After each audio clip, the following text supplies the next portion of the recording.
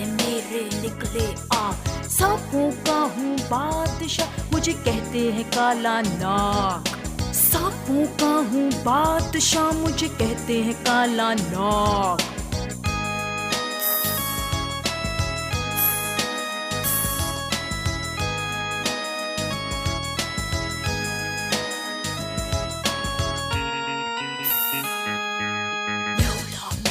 दुश्मन है, रहता है मेरी ताक में, उसी से छुप कर फिरता रहता हूँ मैं हरदम खाक में। भन से मेरे निकले आग, सांसों का गाता हूँ राग, सांपों का हूँ बादशाह, मुझे कहते हैं काला नाग।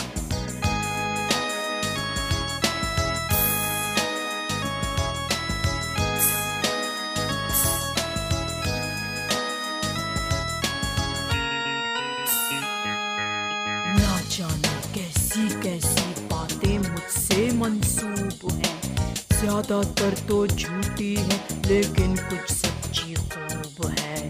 फन से मेरे निकले आग, सांसों का गाता हूँ राग, सांपों का हूँ बादशाह, मुझे कहते हैं काला नाग।